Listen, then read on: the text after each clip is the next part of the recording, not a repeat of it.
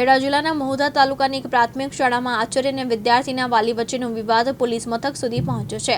ઉધરા ગોપી તળાવ pay centre શાળાના આચાર્ય સામે વાલીની ફરિયાદને આધારે મહુધા પોલીસે ગુનો નોંધી વધુ તપાસ શરૂ કરી છે।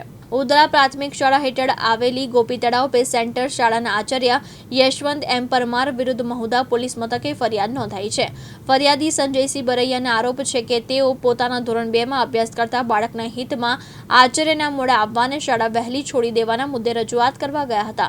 તે દરમિયાન આચાર્યએ અપશબ્દો બોલીને જાનથી મારી નાખવાની ધમકી આપી હતી। ફરિયાદમાં એવો પણ આક્ષેપ કરવામાં આવ્યો છે કે આચાર્યએ વોટ્સએપ અને રૂબરૂ બંને રીતે ધમકી આપી હતી। સમગ્ર મામલે મહુધા પોલીસે ફરિયાદને આધારે ગુનો નોંધી કાયદેસરની કાર્યવાહી હાથ ધરી છે। ઘટનાને પગલે શાળા અને સ્થાનિક વિસ્તારમાં ચર્ચાનો માહોલ સર્જાયો છે। જી સાહેબ, ઉંદરા પે સેન્ટર શાળામાં આચાર્ય વિરુદ્ધ ફરિયાદ દાખલ થઈ છે। શું છે વિવાદ?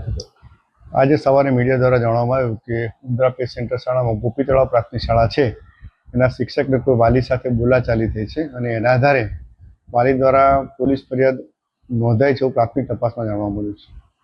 એ શિક્ષક કોણ છે સાહેબ, અને એની પર હવે આગળ જો પોલીસ કાર્યવાહી થશે તો તમે પણ કઈ રીતની કાર્યવાહી કરશો? શિક્ષક સામે પોલીસ કાર્યવાહીને આધારે જે કંઈ નિર્ણય લેવામાં આવશે એના આધારે અમે અમારી તપાસ પ્રક્રિયાના અંતે જે નિયમાનુસાર કાર્યવાહી કરવાની થતી છે કરીશું। વાલી દ્વારા શિક્ષકને એવું કહેવામાં આવ્યું છે કે તમે મોડા કેમ આવો છો, તે બાબતે તેમને ખોટું લાગતા તેમણે વાલીને દાગ ધમકી આપી છે મારવાની। એ બાબતે અમારા તાલુકા પ્રાથમિક શિક્ષણાધિકારીની તપાસ સોંપી છે। હજુ સુધી શિક્ષકનું નિવેદન મેળવી શકાયું નથી। તપાસના આધારે જ આ બાબતે હું વિશેષ કંઈ કહી શકું। શિક્ષકનું નામ શું છે? તૃષાલ પંડ્યા, દિવ્યાંગ ન્યૂઝ, નડિયાદ, ખેડા।